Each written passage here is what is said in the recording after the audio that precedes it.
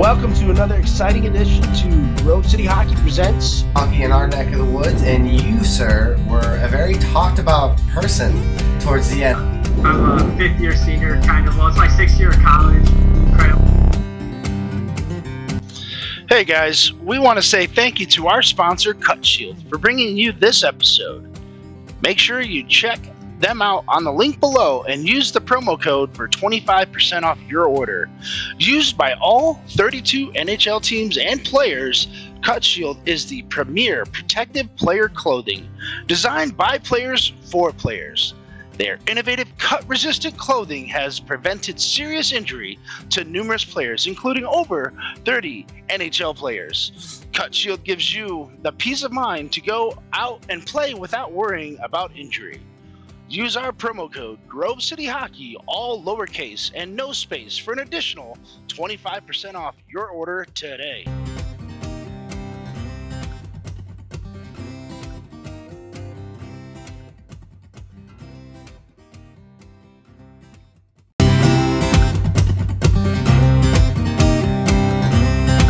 Welcome to GCH Podcast. I'm your host, Ben W. Stock, and with me is a very special guest. I've got the Unified Blizzard from MIHA, the owner, the captain, the manager, the coach, whatever you want to call him, the do-it-all wonder kid, Cameron Gee. How you doing, brother? I'm doing good. How are you? Good, good. Now, did I pronounce your last name just right? It's G, actually. G? Yeah. All right. I find a way to butcher it no matter how it's, how it looks, Everyone does. Some people get it right. Some people don't, I just tell them forget the two E's are there. Okay. Yeah. Well, so we have a G over here, but he goes by Gee. With you really enunciate the E's, and I'm like, oh man, I'm like, come on. So it's like anytime I look at a last name, I look at it phonetically, just based on with my hearing disability and how I was, through the speech therapy and stuff. Yeah. And so it's like anytime, like when you had, when the Detroit Revolution had all of those guys back in the day, like when they first started out. And they had Mike Dieberbander on there on the team, and Rich Dieberbander. And to me, it was Deborah Ander. And I was just butcher everybody's name. And then, of course, you got Tyler Blazakowski, and I mean, everybody's name would just happen to be just 12 letters long. Oh, and I'm like, and even some of the Grove City guys with my bosses, Jake and Sean, I still can't even say Jake's last name, and I think I kind of got Sean's last name down, but it just doesn't sound right to me. So let's talk about the Unified Blizzard. How did you guys come up, or how did you come up with the name? How did you put that team together? And how did you decide to, because last couple of years you've been in T3, but you also played some T2 action as well. So walk me through the process of that, would you? So, pretty much, let's see. We'll start out. My first season that I played T2, which would have been the 21 to 22 season with the Detroit Knights Gray. That was a culmination of mine and Josh Pasco, who you guys know. Josh and I put that team together, and it was we knew that there was some high level guys that were without a team, and we were looking to make the jump from T3 up. So I'd say for the season that we did have, we did fairly well.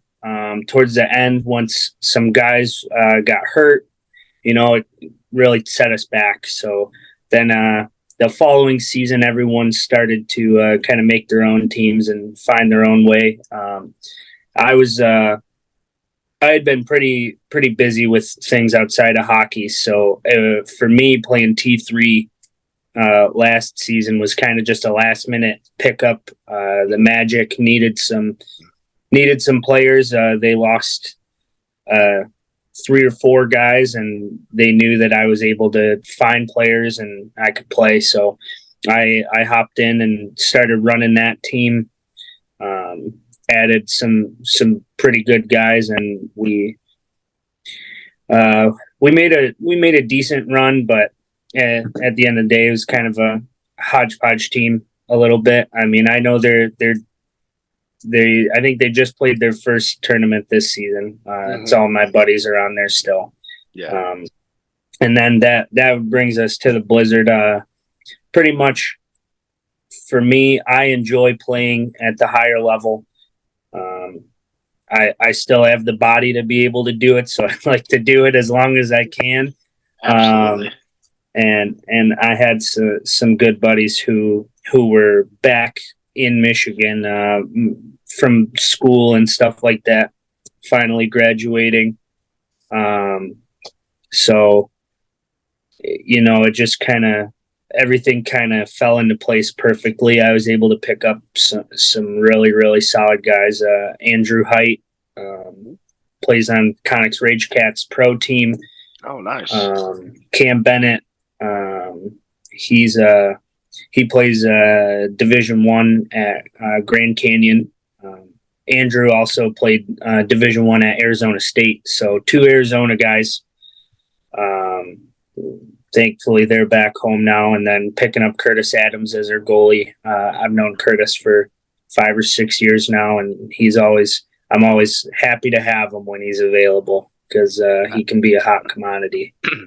Well, he's a phenomenal tendy. I will say that. Yeah. He was playing with the Sixers, I believe, last year. They were the A team. A team, yeah. And I loved watching him play. I loved watching that team play. I was kind of disappointed how that kind of fizzled out going into championships. Yeah.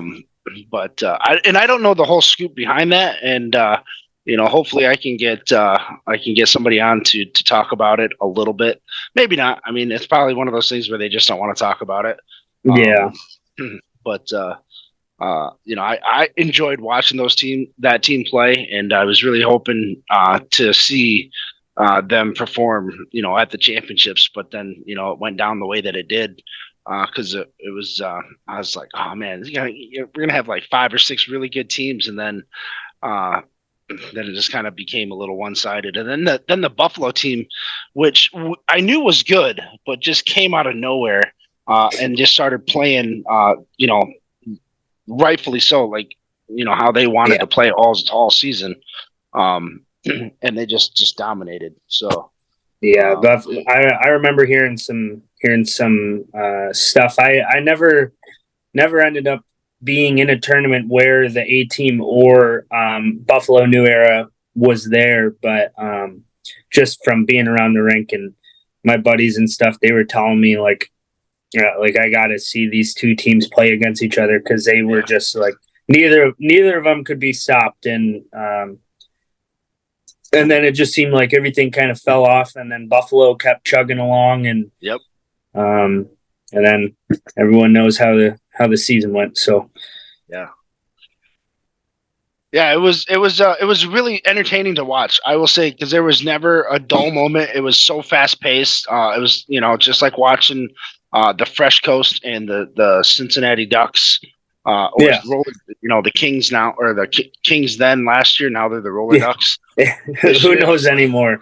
I know. It's like and it was weird because they would show up and then they would wear a uniform. Wear a different uniform than what their name was. Every game was a completely different uniform. And I'm just like, what is going on? Like, how do I don't know what to do here, Like, I'm trying to broadcast it, and call the game, and I'm going, okay, wait, I got the Roller Ducks in front of me. Oh, no, they're the Cincinnati Kings, And the next time they were wearing like something the Rheingeist Express jerseys, the rainbow ones. Yeah. That's we actually a new addition to Unify as of our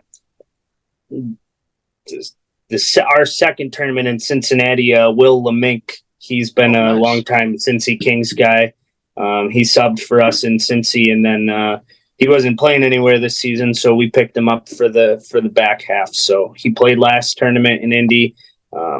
He did fantastic. I don't think the games would have been as close as they were without Will there. He was definitely putting the team on his back for some moments in all three of those games this past weekend. He's a great guy. That's awesome. I mean, I haven't had a chance to see Will actually play too much. I've heard, some good things about him as well. So I mean, it's nice to see and hear, how well he's doing. Coming in to fill in when needed, and then just like, hey guys, we may be having a rough go at it this time, but let me see what I can do to help pick up the pieces a little bit. And so when you're recruiting, because obviously you know how to find players. That was one of my strong suits when I was putting together teams as well. So when I put together a Major League Roller Hockey team, right before we decided to jump ship from Major League Roller to AIHL, I recruited kids from Canada and I just reached out to different areas.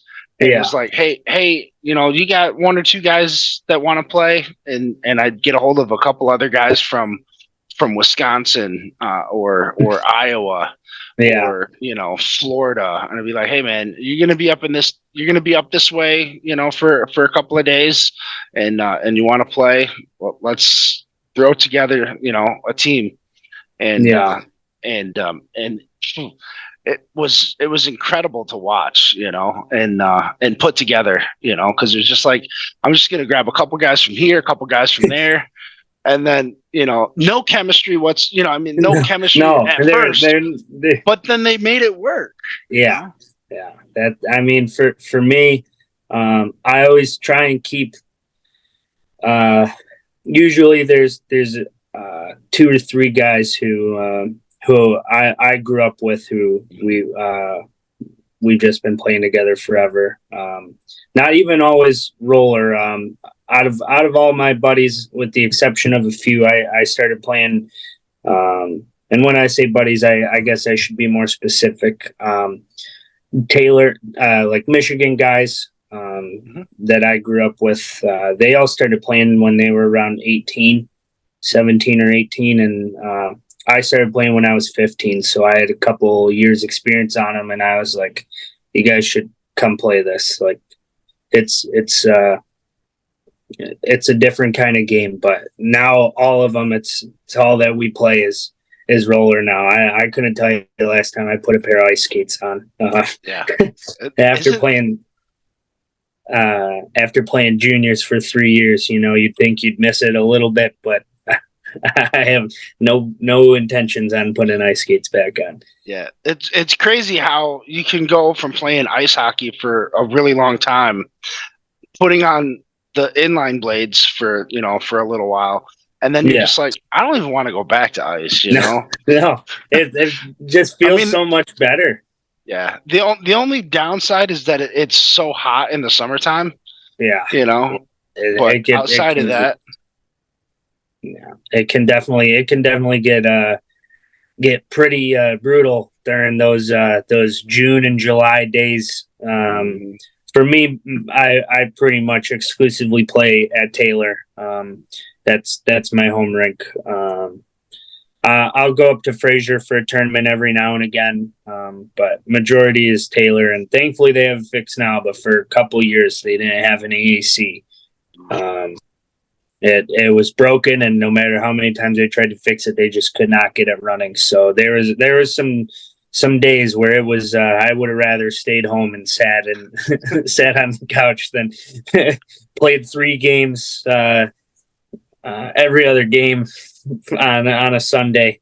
But it's the things we do. So I wouldn't trade it for anything though. So yeah, it was one of those things where when I coached in Africa, I would rather play in Africa in that heat than anywhere than in Michigan for sure. Only because of the humidity. I mean, when you get rid of the humidity in Michigan, and it's not as bad. I can tell you that much. But it can get pretty rough out there. I will have to say this one small story. because I've never seen it rain so hard like it did in Africa, where you would have like a foot and a half of water when you walk into a restaurant, and then by the time you get done with your food, come back out, everything was completely dry. Huh. Yeah, it was insane. I'd never seen anything like that before. That is pretty crazy. To be honest, I don't really have much experience with being out of North America. I have not been to Europe yet. I'm definitely planning a trip to try and go out there soon, or somewhere over on the other continent, and travel around. I'd say probably closest I've been so far is South America. I went to Belize last fall, and if you want to talk about humidity, you go there and you stay on San Pedro Island for a week, and let me know how bad anywhere else. Hair is just nothing but curls. Yeah, it's like a permanent perm. You take a shower at 9 a.m. and you're wet at 7 p.m. still. It's there. Yeah. Yep. That's that much I do remember. But yeah, so it's just one of those things where it's just like, if you ever get a chance to go to Africa, do it. It's by far one of the best best continents in the world to go to. I traveled a little bit throughout the States. Pretty much. If you could take a line of like Wisconsin, Minnesota, and go straight down to the Gulf of Mexico and go east to the eastern seaboard. From Maine to Florida, I've been to practically every state. And once you get out, I mean, and once they start hearing you talk, because like there is some prejudice, they're like, this a white German guy, and I'm like, nah, I'm not German, or Afrikaans, and then you were their best friend, like they couldn't stop talking to you, and it's pretty cool, to get out and to enjoy that type of experience. Definitely. And you'll meet a lot of great people. I got my best friend is from Germany, and I met him while I was in Africa, and we talk not daily like we used to, because he's finishing up his stuff with school and everything like that. But man, if you ever get a chance to do it, dude, just do it and enjoy it. Especially before you have kids.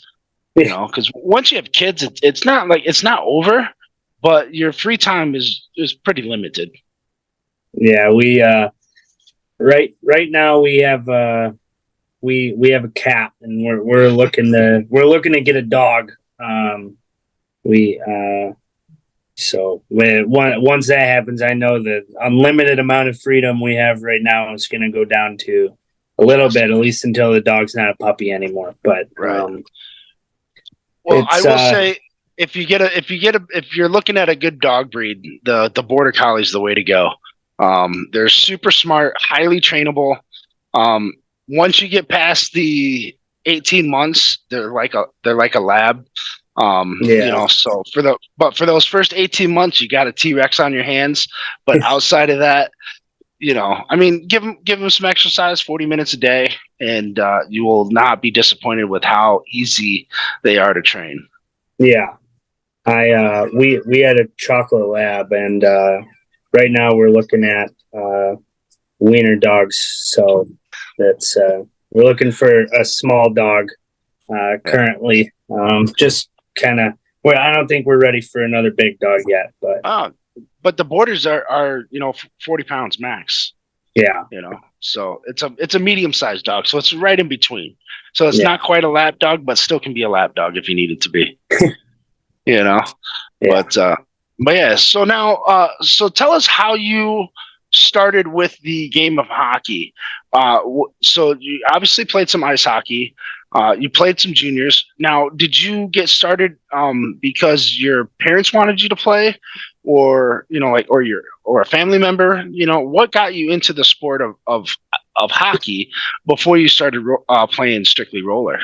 Yeah, so my dad, we've been a hockey family since before I was born. My dad has coached essentially every level of 16 and up hockey that you could. He started off coaching high school, and then he moved to AAA and juniors for a long time, coaching both simultaneously. He and then he kind of jumped around. He won 2 national championships with Victory Honda, and then was coaching at Lawrence Tech University. And then he went back and coached at Valtire. I believe he won a national championship there, and then went to Eastern Michigan, and he coached at Eastern for 5 seasons. And then once my little sisters were born, that was kind of when he stepped down, and he would still help out with operations and stuff. Now he's not right now. He's fully out of it. He goes around the rink every now and again, pop in, see some old players, but he was definitely the one who got me into playing. I started playing. I'd say I was probably 5 when I started. I was honestly a little bit late. I didn't want to skate at first, so I would only shoot and stick handle in the driveway. I refused to put on ice skates. And it's funny because now it's full circle, and I refuse to put on ice skates again. But no, I grew up playing only ice hockey.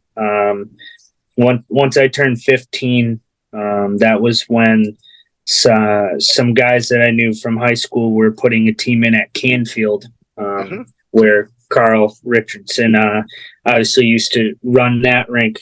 And so that's kind of where I started, was Canfield. And then ever since then, I would play during the summer and go play juniors in ice hockey season. And then once I knew my ice hockey career was over, then I started just transitioning into playing roller all year round. Nice. Where did you end up playing juniors at? Well, I guess the better question would be, where didn't I? I was a suitcase for sure. Let's see, my senior year of high school, I played for the Toledo Cherokee. Okay. And then year after that, I was playing in El Paso, Texas, for the Rhinos. Oh, and nice. Then so that was a fun time. That's a cool building to be in if you're ever out that way during. I don't know if you caught the El Paso episode I did with 3 of the boys down there, or a couple of the boys from down that way. I interviewed Eric Torres and Jairus. I can't remember his last name. Macias or something. I think so. I'm going to get butchered for this if I don't remember, but we had a great episode. We were talking about it, and we were talking about inline hockey down that way. Yeah. And did you know how much it costs to play 10 games plus playoffs down there? I don't, honestly. I don't. $40. How much? $40. 40. Oh my! I remember. I wasn't in El Paso long enough to get established to play roller hockey down there. But I remember I had started looking into it a little bit, and the rink where they play at was about 35-40 minutes from my billet house that I was staying at. Unfortunately, I never got the chance to check it out, because I definitely would have played a 10-game season for $40. Hell yeah. Yeah, I was just like, when he told me that, I went, no way. I was just like, that's so cool. But it's a city-owned building, and Jairus, he runs it, or Javier, he runs it, and man, it's a great episode, and he's got a lot of hockey memorabilia in his garage. So it's like he was just bringing out all sorts of cool stuff, and that was a really cool episode. You should check that out. Yeah, I definitely will. I'll definitely have to take a look at that one. Yeah. Okay. So then your ice hockey career winded down. How did you get involved in MIHA? Was it when was it in 2019, 2020 with the Detroit Knights, or were you able to play in a couple of events just prior to that? It was the 1920 season with the Knights. I had some buddies on the team, and they needed a sub for a tournament. I want to say the first tournament I played in was in Cincy, actually, and I filled in for them, and I played.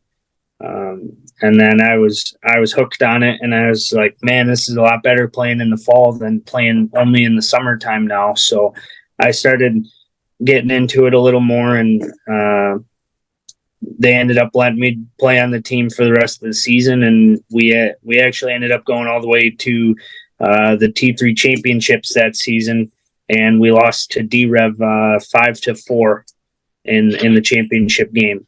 Those Detroit Revolution guys, they just always have to spoil it for everybody, huh? Yeah, they're all great guys, but they definitely could have let us win that one. They got plenty under their belts. Yeah, they were the ones that knocked us out of the Major League Roller Hockey playoffs as well. I actually think we played them in the finals, to be honest with you. And because I think they got past. What was the blue team? I can't remember. I'll have to talk to Farinelli about it. But yeah, they had a goon that kept trying to fight everybody on the D-Rev, and nobody was. Mike had his team disciplined out. Yeah. They didn't buy into the shenanigans that the team was trying to do. No, Mike runs a tight ship. Yeah, and that's what made him. That's what got him through to the ship, and they won that year. So, it was a lot of fun. So, but cool. So now, you've got one more tournament left. You've already played 3. You guys are sitting fairly well in the standings. Your next tournament is where? Taylor, right? Yeah, Taylor, January 20th. January 20th. Okay, cool. And then, so then you guys are going to be just going to play the waiting game after that. Because pretty much. Yeah. Are you guys going to be able to set up some practices ahead of time, to kind of get some chemistry built up for the championships? So for the guys that are in state, and then Curtis, since Curtis is just kind of right over the border in Sarnia area, he makes the trek down, but we all play at Taylor in a Sunday league at Taylor. So we've all been playing together now, not including MIHA. We've been playing for about 2 months together now at Taylor. There's obviously there's a few guys who aren't a part of that team. The ones being from out of state. So, but pretty much all the Michigan guys. So our core group, myself, Hunter Carr, Andrew Height, we all play together, and then Nick Demchuk will pop in every once in a while, and then Curtis as well, and everyone else being from out of state makes it a little difficult for them, but we definitely try and make the best of it. I definitely would like to maybe try and get some practices on the board, like getting closer to championships to try and ramp it up a little bit, but that'll all just time will tell with that. Oh, for sure. Now, do you guys have any particular teams that you guys are looking forward to playing against? Is there a couple of teams you're like, I really can't wait to play them, but I really can't wait to play them until like the final game of the season? I would say definitely we want to play the Fuel. I know they came out hot, and they have a very, very good team, as well as the Smoke too. I don't the Smoke and the Fuel both. A lot of us are all friends, so it would be a fun game playing against those guys. I don't get to play against them all the time since most of them are from Fraser area, so we don't run into each other necessarily a whole bunch. But I'm definitely would like to play the Fuel and the Smoke. I have played against those guys before when I was on the T2 Knights team a few seasons ago. We had a couple games where they were very winnable for us, but we just couldn't. They can roll their line so deep, and those guys have been playing together for so long. It's really hard to break their system and their style of play. Oh, and for use it sure. to your Yeah, advantage. I remember the championship weekend. You guys were playing the Smoke in the semi. I want to say it was the semifinals, or it was in the round robin pool on that either that Saturday, or I think you guys played them Sunday. That was the round robin when we played Was them. it? Oh, Yeah. That game, because I remember it. I remember seeing you out there, and I remember seeing a couple of the Smoke guys, and you guys just battled it out so tough, and the intensity was right there. And I really felt for you guys when you guys lost that one. Yeah, that was a tough one for sure. I think that was a game where it was kind of back and forth, and the score was pretty even the whole time. It really was, and I think there was like the last 2 or 3 minutes they just opened up and hit I think 2 or 3 goals on you. Yeah. It was. I want to say it was bouncing back and forth, and it was like 5-5, and then they just found I don't even know what number, like a 12th wind in that game, and they just fired in 3 quick ones, and that pretty much deflated us. And after that, it was a tough night back at the hotel. Yeah, but you guys bounced back pretty well, on Sunday, and you did better than I thought you guys were going to do. I will say that. Yeah, definitely. I mean, I think we shocked a decent amount of people. That was the year the championships were at Taylor, correct? Or were they at Fraser? No, it was Taylor.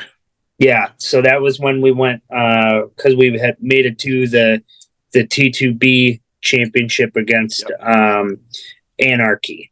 Yep. Yeah, and then Anarchy just came out of nowhere. Yeah. I was like, what happened? Where'd these guys come from? That game, I believe we had a couple guys who had gotten injured on Saturday or the earlier game on Sunday, and so we were short benched. Everyone was pretty tired as it was, and that it wasn't